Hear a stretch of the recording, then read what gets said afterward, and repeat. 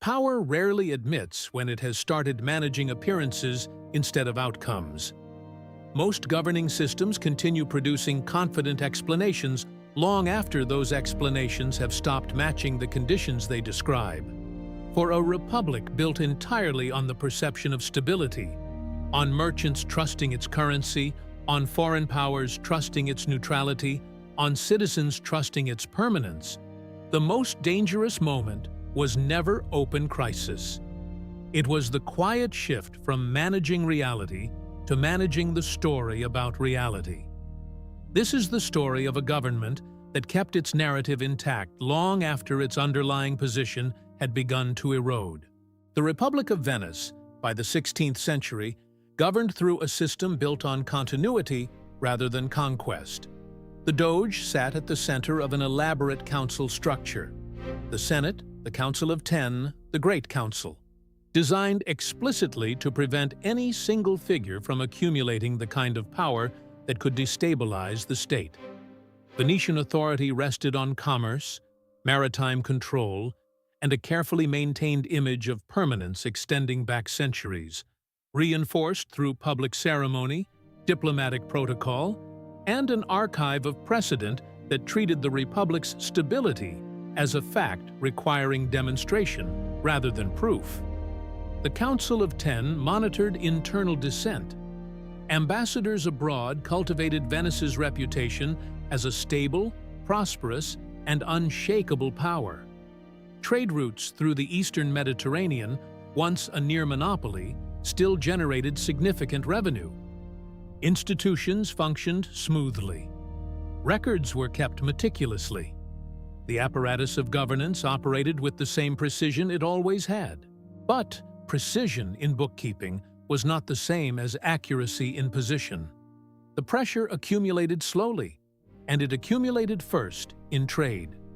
The opening of Atlantic and Indian Ocean routes by Portuguese and later Dutch and English fleets began diverting the spice trade away from the eastern Mediterranean corridors Venice had long dominated. This shift did not arrive as a single dramatic event. It arrived as a gradual softening of numbers, slightly lower returns on Levantine voyages, slightly longer waits for eastern goods to clear a profit, slightly more competition from northern merchants, who could now bypass Venice's intermediary position entirely. Senate reports from this period continued to describe Venetian trade dominance in the established language of previous decades, even as the underlying volume told a quieter story. Merchants in the Rialto adjusted prices and routes without waiting for official acknowledgement of the shift, absorbing the new reality faster than the institutions meant to interpret it for them. The Senate's instinct, when confronted with early signs of decline, was not silence, but explanation. Venice possessed one of the most sophisticated diplomatic and administrative systems in Europe, and that system did what such systems do under strain. It produced accounts. Ambassadors were instructed to continue representing Venetian trade and naval strength in terms consistent with the Republic's historical reputation, regardless of shifting realities beneath the surface. Official correspondence to foreign courts emphasized continuity, resilience, and the permanence of Venetian commercial primacy. This was not necessarily deliberate deception in the crude sense. It was closer to institutional habit. A governing apparatus that had for centuries described itself successfully, now continuing to describe itself the same way, because the vocabulary of confidence had become inseparable from the vocabulary of governance itself. As Ottoman pressure in the eastern Mediterranean intensified across the 16th century, culminating in conflicts that strained Venetian naval resources and treasury alike, the pattern deepened. The loss of Cyprus in 1571, despite the symbolic naval victory at Lepanto shortly afterward, exposed a widening gap between Venice's self-presentation as a dominant Mediterranean power and its actual capacity to defend and project that dominance. The Republic celebrated Lepanto extensively. Processions, commissioned artwork, diplomatic correspondence emphasizing Christian naval triumph.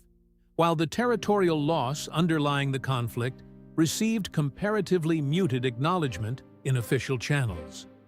Public administrators in Venetian territories continued issuing directives calibrated to a position of unquestioned regional authority, while garrison commanders in the eastern outposts reported dwindling resources and uncertain reinforcement, adjusting their expectations independently of what Venice's official correspondence continued to promise.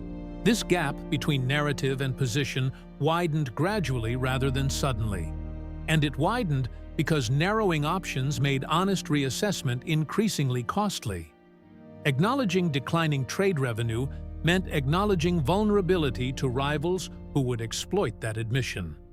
Acknowledging naval strain meant inviting further Ottoman pressure at the exact moment deterrence depended on projected confidence.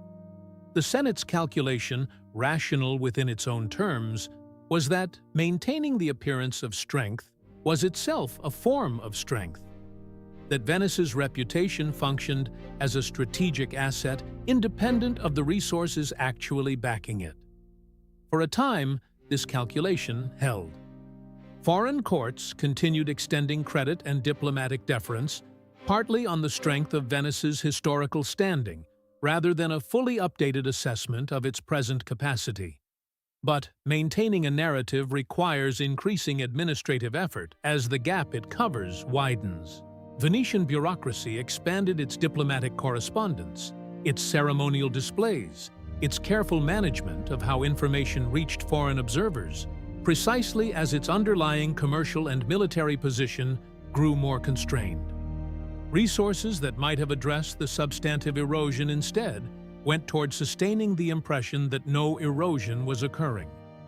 Tax farmers in the Venetian mainland territories adjusted collection practices to unstated new fiscal pressures, absorbing shortfalls quietly rather than triggering the kind of visible crisis that would contradict official reassurances flowing from the capital. The state remained solvent, functional, and outwardly composed. It remained so partly by directing energy toward composure itself. This redirection had a compounding quality. Officials tasked with reporting fiscal conditions to the Senate learned, gradually and without formal instruction, which figures were welcomed and which prompted uncomfortable follow-up questions best avoided. Reports began to favor framing that preserved institutional confidence over framing that preserved accuracy, not through any single act of falsification, but through the accumulated preference of an entire administrative culture for continuity over correction. Provincial governors, uncertain whether Venice's stated commitments to defense and support still matched its actual capacity to deliver them, made local arrangements, informal accommodations with neighboring powers, quiet reductions in expected garrison strength, that never appeared in the correspondence sent back to the capital. By the early 17th century, this dynamic had become load-bearing rather than incidental. The Republic's institutions, still meticulous, still procedurally intact, increasingly measured success by the coherence of the story they told about Venice rather than by unflinching assessment of Venice's changing position in a Mediterranean now shared with new naval and commercial powers. The Council of Ten monitored not only internal dissent, but increasingly the consistency of the image Venice projected abroad, treating discrepancy itself as a form of vulnerability requiring management. Authority had not lost control of the state. It had begun, gradually, and without any single decision marking the change, to treat the management of perception as inseparable from the management of the state itself. Power often manages the story about its position with the same seriousness it once reserved for the position itself, and rarely notices exactly when the two came apart. The ledgers stayed balanced. The ceremonies continued on schedule. Somewhere beneath the composure, the distance between what Venice said it commanded and what it could actually deliver kept quietly widening, and no single office was positioned to say so aloud. If this exploration stayed with you, you'll find more on timeless questions.